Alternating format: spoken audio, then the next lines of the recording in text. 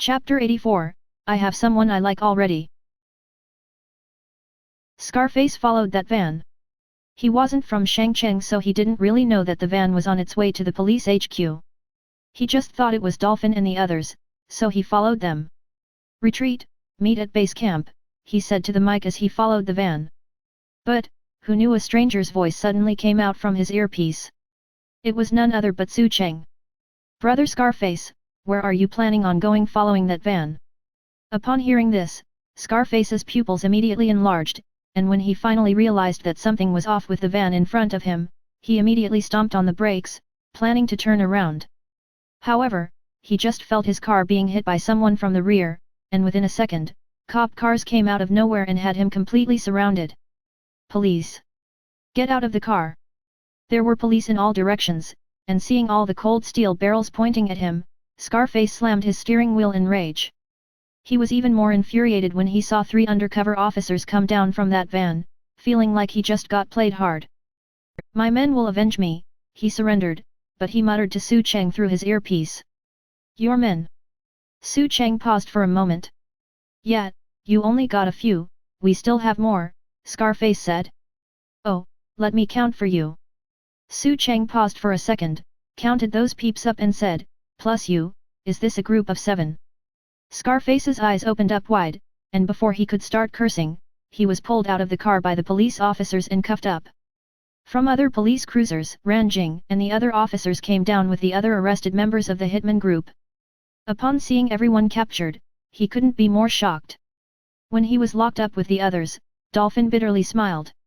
Someone sold us out. Those bastards! Scarface cursed. He wasn't talking about Su Cheng, but those from the 4 gates. After locking them up, Ranjing got her men to pull up the previous criminal histories of these guys. It didn't take long before her men came back with the reports and handed it to Ranjing. Captain Ran, this is a big fish. This hitman group might not be very famous on the international stage, but within the country, they already completed over a dozen jobs, with their targets all being billionaires or influential figures. This group is very professional and had gone years unpunished. Unexpectedly, they actually fell into your hands today, Captain Ran. Upon hearing the history of this group was this impressive, Ranjing took a while to come back to her sense. Her underlings started sucking up to her immediately and congratulating her. Even Jing City's police spent so many years trying to take down this hitman group but failed and listed them as A+ wanted criminals, and today, they were all caught by you. Congratulations! It was a big achievement, and Ranjing was still dumbfounded right now. Was this reality right now? An A+ tier hitman organization was easily taken care of by Su Cheng, just like that? Why did she feel like the difficulty of today's arrest did not reflect their A+ tier label? The director of the Criminal Investigation Department already came over after hearing the news. After comparing the wanted profile information with the criminals in the interrogation room, he excitedly walked over, patted on Ranjing's shoulder, smiled, and said, "Good job, you indeed didn't let me down. It looks like I made the right move transferring you to Shangcheng." Director, Ranjing really wanted to tell him that it actually had nothing to do with her, and everything to do with Su Cheng, but she was interrupted before she could talk. The director smiled and said, "Keep up the good work, the award of recognition will be here in the next few days." Ranjing really didn't know what to say anymore. "Okay, I have to go fill out the report now for Jing City." After talking, the director laughed and left. He was clearly on cloud 9 after capturing such a big fish. Ranjing just stood there, dumbfounded. Well, she didn't really do anything, but such a big award was just dropped into her hands like that.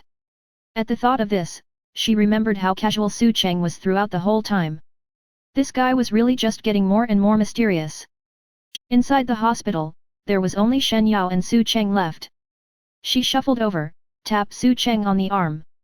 "Stop pretending to be asleep. Get up. I know you can't fall asleep."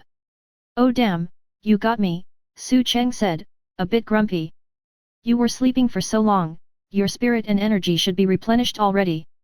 Shen Ya rolled her eyes at him. "Then are you here to take care of me or to torture me?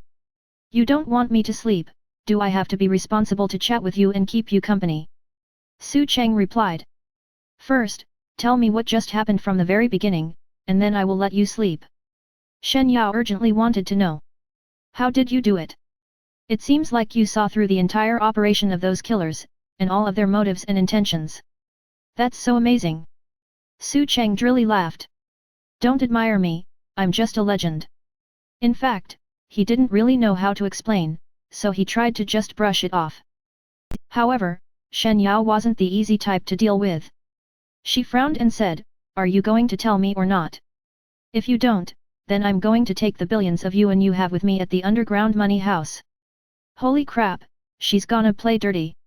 Su Cheng pointed with his index finger and middle finger at his eyeballs, because I have a pair of eyes that allows me to see through everything. They can't escape my eyes no matter where they run or hide. Shen Yao glared at Su Cheng from the corner of her eyes with the expression that basically said, "Are you kidding me?"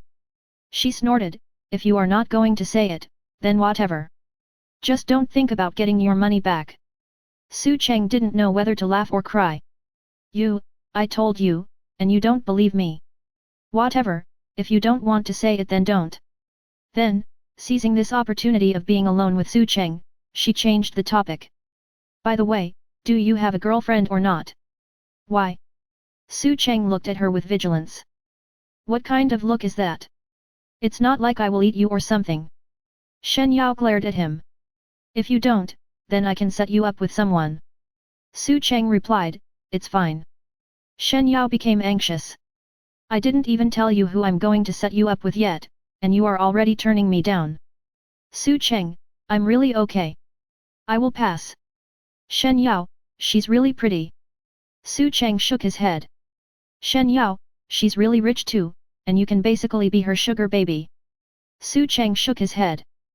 "Shen Yao, she's got a great body, good enough for you to bring to any occasion." Su Cheng shook his head. Shen Yao's eyes became bigger. "She's still a virgin." Su Cheng pondered for a bit and then proceeded to shook his head. "I will pass." Shen Yao directly started shouting, "Su Cheng, are you gay? Do you not know about love or something?" "Holy fuck! There's already someone I like," Su Cheng quietly said. Shen Yao's face slowly dimmed, a hint of disappointment flashing past her eyes. The room immediately became silent.